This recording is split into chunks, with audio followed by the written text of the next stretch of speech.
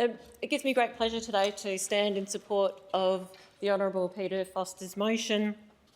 It's an excellent motion, and it is a great opportunity to celebrate some of the significant investment that the McGowan government has made in the regions. And as the Honourable Peter Foster pointed out, also a great opportunity to dispel some of the myths that have been perpetuated by some of those across the room that the McGowan government doesn't spend in the regions, because indeed they do.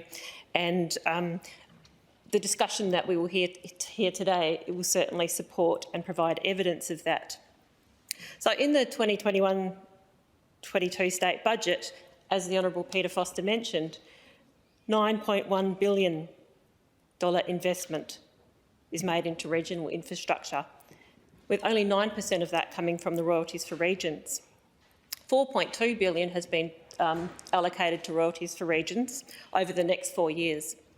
$4.2 billion for royalties to regions. I'll say that again because the honourable members across the room have done a significant job of hoodwinking regional people that they're not still getting their royalties for regions, and I think it's important that we emphasise the significance and the sheer volume of spend that is happening for our regions out there, just to remind people that sometimes people across the floor are a little loose with the truth. On top of that, we're also investing in health, education, policing and other key services. And we have a strong plan for investing in the agricultural region in particular, which is my region that I represent, to make sure that our economy and our communities remain robust and thriving. The McGowan government is building strong communities. We went into this election with the promise of keeping WA safe and strong, and that is indeed what we've done. We've heard earlier today about the great safety that we've provided for the community in the instance of the global pandemic. And the strength that we're providing to the community is in this investment that we're continuing to provide for the regions. So we'll talk a little about the REDS grants. Last time I had an opportunity to speak about RED grants in the community, I spoke about investment into a couple of businesses in the Midwest. Illegal Tender, based in Dongra, so it's Illegal Tender Rum Co. And they continue to thrive, having had that REDS grant invested into their business. Recently, they produced an Abrolhos gin to support a food festival in the Midwest. So they continue to develop and grow in confidence in terms of being able to produce and deliver new products for the community. And I know that product's gone down very well because I've gifted it to friends throughout the agricultural region and beyond, and now people have come to me asking me where can they get that from, because they thought it was a fantastic product. So full credit to Illegal Tender Rum Co for embracing that opportunity that the RED grant provided to them and continuing to grow and develop their business and turn it into something that is significant on a global scale and an important economy, which is the gin economy, one that I fully support. The other business that I mentioned last was JMH Group in Geraldton, a group that received a RED grant to provide some brake testing facilities. But one of the great things about that investment that the McGowan government made into the JMH Group in Geraldton is this is an employer, a small family business that began in Perenjori and continues to grow and develop into a big, thriving and still very family-based business, not in that they're small because they're becoming big and significant employers now, but that they bring that family ethos into the business, and that shows you that true regional community employer ideology. They look after their employees, they celebrate the achievements of their employees, and they elevate their employees in that they continue to provide them opportunities in career and growth and development. Alongside that, JMH owner, alongside her partner Jaden Hurst, Leah Hurst, continues to utilise the opportunities that the RED grant provided her. So part of the RED grant for her was connecting with the Midwest Development Commission and connecting with the Midwest Chamber of Commerce and Industry to build her application for the RED grant. As part of that, she's built some significant networks into the community and has become quite a leader in the community. She's a young, dynamic woman. She's a very tiny woman, but incredibly dynamic and asks really important questions of the community and continues to adopt leadership roles. And she does credit that opportunity of having to apply and go through the process of the RED grant to building her capacity as a business owner and as a business leader.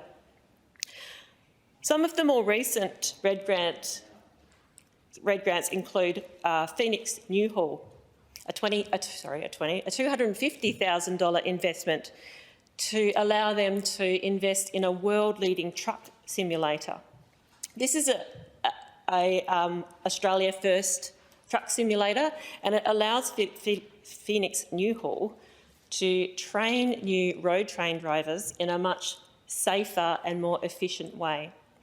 Now, if you travel the roads around Geraldton, you'll be aware that there is an ever-increasing number of road trains on our roads and a growing amount of industry all throughout the Midwest region. And those truck drivers are particularly important to us, and it's really important that they're highly skilled and that they can be on our roads in a safe way. And we know that we need those truck drivers because if you were to go onto the Phoenix Newhall website today, you will see that they are advertising for 70 new truck drivers. So that investment that we are placing into businesses in our community is particularly important. Phoenix Newhall transport annually 1.3 million tonnes of high-grade ore to the Geraldton port. They need those drivers and we need them to be safe and well-trained on the roads, and that's exactly what that grant provides for. Another one of the grants that we have recently provided, or the McGowan government has recently provided, is to the Wadjuri Aboriginal Corporation. And I know that the honourable member across the floor, the Honourable Steve Thomas, mentioned that he didn't really think that there was much point, or it wasn't really very important that we promote tourism at the moment in the global pandemic. However, I strongly disagree. It's all part of building the strength and the resilience. You said it wasn't important. So this is particularly important in that it encourages tourism, it encourages people into the community, but more than that, this particular RED grant is about cultural tourism. It provides Aboriginal-driven industry in the community, deep-seated connection to the land, and it shares that respect and spiritual significance of the land with the community, and that has a many-fold benefit in that it adds value to the Wadjuri Aboriginal Corporation, but also benefits the broader community in terms of our own cultural understanding and appreciation of what the full range of our diversity brings to the community. Lastly, I'll mention NewFab. They've been given a RED grant for $146,700, and they're producing market-leading parts for market-leading farm machinery. I apologise.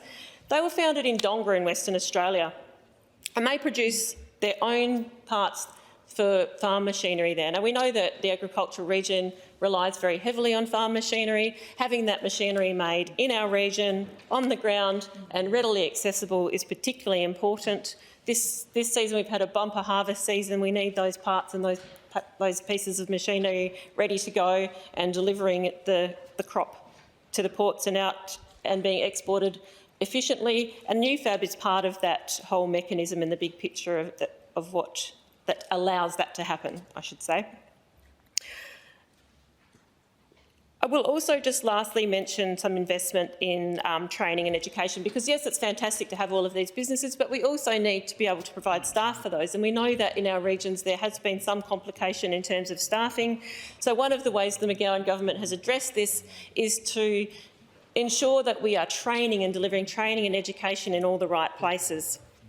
In the wheat belt alone, since we've done the lower fees local skills program in TAFEs, there's been a 22% increase in enrolments in the wheat belt alone. That's a fantastic indictment to the embracing and picking up of those opportunities, so we can build skills, build capacities, have people job ready to go to take up those places. We're also investing in VET, and in another way that we're investing in building capacity is in our Year 9 career taster programs. $19.2 million invested in those career taster programs.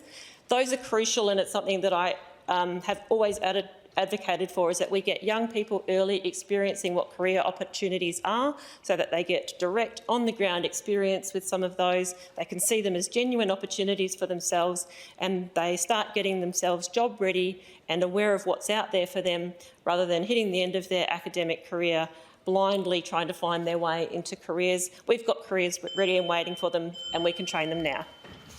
Members, the question is the motion be agreed.